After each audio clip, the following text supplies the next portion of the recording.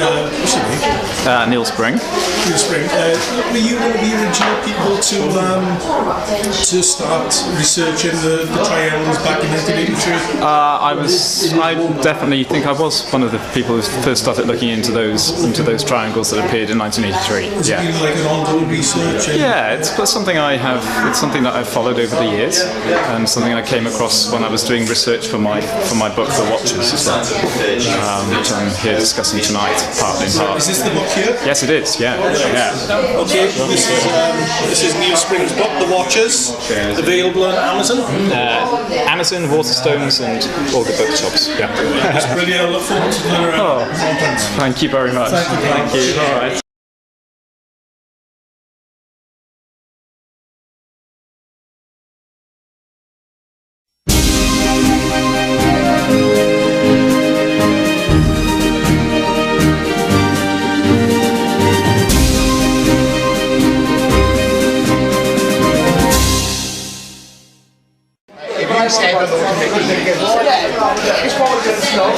But without them, they got no place. I was always a one level guy.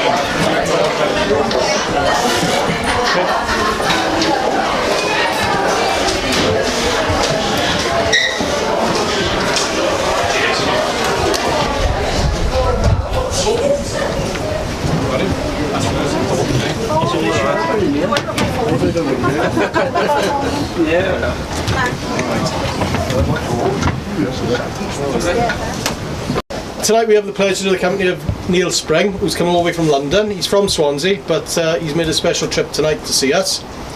And he's going to give us a talk on the Welsh Triangle, which was has been dubbed in 1977 as a spate of sightings in the Pembrokeshire area. There will be a Q&A at the end, and Neil's brought his book here. Have you brought any other copies? No. Sorry. You missed out there, you could have sold it. They're in Waterstones and online, you can find it. Well, basically Neil started off when he was in school in Bishopston. He had an interest in UFOs, and he took upon himself to investigate locally the sightings going on at the time. He then went away to university in Oxford, I believe. Yeah. Yep. And he started a group called Global. The group was called Open Minds. Open Minds, yeah. And he carried on with his work there. He did write 2 cracking articles for UFO magazine in 2001 about a spate of sightings seen on a night in 1998 in the Swansea area. If you managed to get copies of it, it's well worth a read. He then went on to become a novelist. He wrote, and he's written a novel called The Ghost Hunters. That was the first one. Or is it Gary Price? Harry Price. Harry Price. Yeah. Ghost Hunter. And latterly The Watchers, which is being adapted for TV, I believe, isn't it?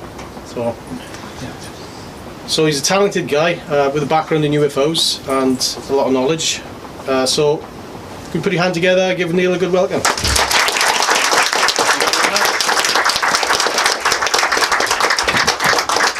Right, well, good evening, ladies and gentlemen. Let's make sure you can all hear me at the back. Yeah, that's all right. Good. Well, firstly, thank you very much, Emlyn, and to the whole Swansea UFO network for having me here tonight. It's a pleasure to see so many of you here, and I feel very, very welcome. Just in terms of what I'm going to do, I'm going to run you through a talk which I've entitled tonight, Secrets of the Welsh Triangle. But if at any point anyone wants to stop me and ask any questions, please just put up your hand or shout out, whatever's easiest for you. Now, I should begin by saying that I'm not a UFO investigator, I'm not a ufologist, but I am a storyteller. And I have a story to tell you tonight which boils down to 3 main things. UFOs exist. There can be no doubt whatsoever about that. They've been photographed, witnessed by many, investigated by hundreds of governments all over the world. The second thing I'd like you all please to remember tonight is that UFOs have an explanation which goes far and beyond anything to do with military aircraft or secret military planes or anything of that nature. I don't mean that to imply that they're extraterrestrial. Of course, that's a possibility. But UFOs have an explanation which goes far and beyond what the authorities would have you believe. And the third thing I'd like you to please all to remember tonight, and this one is really very important, is that our governments, or agencies within our governments, do not want any of us to know that fact. Now, I'm aware of this information, not because I have a faith, by that I mean a belief without any evidence. I'm aware of this evidence, I'm aware of this information because I hold this belief very strongly based on information that I have been privy to, as I'm sure many of you have also been privy to. And I hold this belief because many people around Swansea and far beyond have spoken to me personally about their experiences. And those experiences informed this book, which Emlyn referred to just now, The Watchers, which is a fictional tale based on reported sightings of UFOs in West Wales in 1977. Just out of interest, by show of hands, how many people here are aware of those sightings? Okay, very good. That'll make it a bit easier tonight. I'm going to begin by talking a little bit about how I came to this subject, because I just said to you that I'm not a ufologist, and that's not strictly accurate in the sense that, as Emlyn said, in 2001 I was very actively involved in investigating this subject, but I didn't come to it from a position of simply looking out there for information on UFOs. I actually came to it because I was really, really interested in stories. And there were two things that happened that got me interested in the wider stories of UFOs. The first was, my mum's in the room, my mum and I were in a bookshop in St Helens Road, and there was a lady in there who was practicing the art of dowsing over a map when we walked in. I thought, that's very interesting, what are you doing? And she said, oh, I'm trying to find somewhere for us to move our bookshop to. And she said, the crystal's going to tell us where to go. And I said, right. And Mum sort of looked at me as if to say, what? She's going to move her business to go somewhere else based on a crystal. Anyway, I found a spot at the back of the bookshop which was to do with UFOs. And I was flicking through a book, and the lady behind the counter said to me, if you are interested in UFOs, you ought to look at what the kids saw down in Broadhaven in 1977. And I'd never heard of anything happening down in Pembrokeshire in 1977, but it lodged somewhere in my mind. And then separately, I was fortunate enough to have a wonderful teacher in school who she told me about the day that some boys, I grew up in Bishopston, some boys living in Bishopston had seen what they thought was a UFO on the ground. And I said, what do you mean? Just in the middle of the day, just sitting there? And she said to me, they saw a landed object on the ground, and their father, or one of their fathers, was the Reverend Bishopston, and he was very shaken by what his son had seen. Well then, that's the story that hooked me, actually. So I went away and I did some research. I actually went to the library and flicked through newspaper reports. But I also did something else. I went and found the boys today. Well, I found one of them. I found Andrew Everson, who did live in the Males. And Andrew very kindly welcomed me into his home, and he sat down with me. And the story he told me was this: on a summer's day, and I believe it was 1977, or it might have been a year or two either side of that. Yeah, it was the last day of the summer holidays. Right, last day of the summer holidays. Nice nose stuff. Brilliant. Last day of the summer holidays, they lived actually very near to where I lived, which was where Northway Court is now, really, in Bishopston, but the farmer's field was adjacent to the main road. And Andrew and his friend were picking blackberries, and the hill was, you have to imagine, a sort of sloping hill. They were coming down the hill, and they turned and they saw right at the bottom of the field a cigar-shaped object, which was, to use his words, the size of a single-decker bus, with a surface like brushed aluminium and a small dome on top, maybe a flashing light. And he said, we stood there and we looked at this object and we ran. And we ran back, and they told his father, who was initially very, very sceptical, until, of course, they returned to the spot, and what did they find there but a big burn mark. Now, if anyone has seen the original picture in the Evening Post that they took, sure enough, you can see there is a mark. It doesn't look to me like a burn mark, but it looks, there was a mark on the ground, and the two boys are crouching there on it. And I spoke to the farmer who I tracked down, who at that time lived in Merton village, and the farmer confirmed to me that he had absolutely no idea what could have caused this mark, and that he thought there was, I mean, he said he was very sceptical at the time, but he said, I have not been able to explain what they saw. And to him it was still a mystery, and to Andrew Everson it was still a mystery. And one thing that was a mystery to me, which he said and lodged in my mind, was that some men came and asked us some questions. I always remember he said that to me, and he didn't imply they were government men. He talked about going to America. He said there were some people who would come and ask him, but it was all very vague. But I'd just like you to remember that, because it's important for what I'm going to come on to talk to in a little bit. After moving away from Swansea, when I was at university, I became aware of a woman who became a good friend of mine, who I'm afraid is no longer with us, whose name was Georgina Bruni. Georgina Bruni, as many of you will know, wrote a book called You Can't Tell the People. And the origin of that title came from a dinner party that she was attending, at which Margaret Thatcher was sitting next to her. And I'm sure many of you have heard this story. And she got onto the subject of UFOs and the Rendlesham Forest incident. And of course, Margaret Thatcher turned to her and said, UFOs, quote, you must have your facts and you cannot tell the people. Well, afterwards, Georgina and I stayed in touch for some time, and again, as I said, it's a great shame that she died so young. But I do believe that Georgina Bruni's book on the Rendlesham Forest incident is one of the best books you can read on the subject, and I know there's a lot of information that she deliberately left out of that book as well.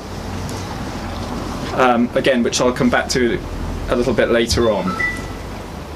But my interest was ignited from this point on, and was very, very strong. And I have to say, what happened, if you go, it was after meeting Georgina that I began to think, actually, yes, maybe there is some substance in these claims that the government is actually taking this whole subject more seriously than any of us might suppose. Of course, we all know when the modern wave of flying saucers began, which was in 1947 in the summer, when Kenneth Arnold said he saw his objects which skipped like a saucer would across water. And he told that story to the press with great glee. And then shortly after that, the disc landed in Roswell, New Mexico. I think there can be now no doubt that something came down there which the government were not prepared to admit to at the time, and I'm not sure how many people in the room take seriously any of the government's, the US government's recent explanations for that sighting. They're slightly more credible than the ones they put out at the time, the weather balloon, but I don't think a great deal more credible. And then, of course, the great sightings of 1952 in Washington, DC, which were basically mass sightings, where you had a great number of lights seen over the Capitol building. If my slides were working here, I'd be able to show you these on the slide, the photographs that I had. But what was extremely interesting to me, though, looking back over history over that period, was how our government were looking at the subject. And when I was doing my research for this book, I came across a memo, which is basically a letter which comes from a member of the Air Force, retired. This letter is sent to the Chief of the Air Staff, and it begins, "Dear Sir, in 1952 I was stationed in the Far East with the RAF at a particularly large and important base, and during one fine summer's day, with not a cloud in sight, nor any aircraft about, or balloons or flares, suddenly, and in full view of everyone on the base, we were deliberately buzzed by a large flying disc which glowed red on the trailing edge as it made several passes over our base, which housed our Vampire and Meteor aircraft." He goes on, "It made a loud buzzing sound as it shot about. The disc was in the area for about 3 minutes before it shot straight up to the zenith at a speed our radar chaps estimated to be about 600 knots. We were told not to write home about it or to talk about it to outsiders, but we were all well aware that we had seen something of great importance, and that governments are aware that these things are not coming from outer space, other galaxies either, but somewhere else, quote, another place." Anyway, he finishes and says, "Can you please tell me who decides in the MOD there is no danger to our defences, and how do you investigate it?" Who indeed? Well, of course, that question as to where these things come from kept being asked, and the same year Winston Churchill sent his famous memo, "What does all this stuff about flying saucers amount to? What can it mean? What is the truth? Somebody let me have a report," and indeed they did, and we all know, I assume most of you know, that he was basically fobbed off by the MOD. Well then, we're lucky because there were people in the defence establishment who weren't prepared to be fobbed off. And the Admiral of the Fleet is one of those people. Led Great Britain, a great Battle of Britain at the time, and as we're all aware, went on record with a very, very impressive UFO sighting, and indeed, until the day he died, was assisting Georgina Bruni in looking into the incidents around the Rendlesham Forest of December 1980. That case is one I'm just assuming most of you here are very well aware of. How many of you have heard of the Condign report from the MOD? Yes? So it's worth reflecting that although the MOD were very, very happy to not talk about the December 1980 incident in Rendlesham Forest, where a craft apparently landed in the woods next to the twin air bases RAF Woodbridge and RAF Bentwaters, it's worth noting that the MOD were quite happy to sweep all this under the carpet. But Nick Pope and many other researchers in the field have since spoken to this very insightful document, which was entitled Unidentified Aerial Phenomena in the UK. This is now in the public domain, by the way, and all of you can go and look it up. This declassified report, which was conducted by Britain's Defence Intelligence Staff, concludes that UAP, unidentified aerial phenomena, do exist. It concludes that that's indisputable, and that these craft clearly, sorry, it doesn't use the word craft, and that these phenomena clearly exhibit characteristics that are, quote, well beyond any of those aircraft, any aircraft or missile.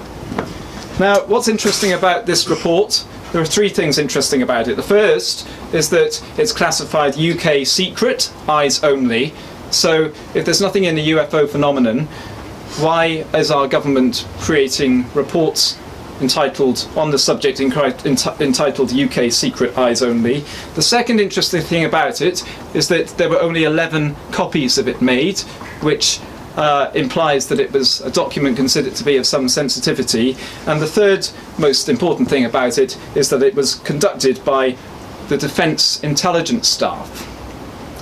All of these things have implications, I think, that point to the conclusion I outlined at the beginning, which is that our government take this subject far more seriously than they are willing to admit to on the face of it. And I have to tell you, when I became aware of the sightings in West Wales of 1977, a question at the top of my mind was, how seriously did the military and the government take those sightings? Because those sightings, which occurred throughout the winter of 77 and into the summer, occurred within an extremely sensitive geographical area, militarily speaking. Not only did they occur within close proximity to a missile testing range and to a very secret US naval station positioned on the perimeters of RAF Brawdy overlooking St. Bride's Bay, but they occurred within a pretty populated area. This community would have something to worry about if they thought that there were secret military aircraft being tested and possibly landed in their fields and pasture lands, as many of the witnesses living in that area claim to see. So I was interested to what extent they took those sightings seriously. I'll touch upon one sighting that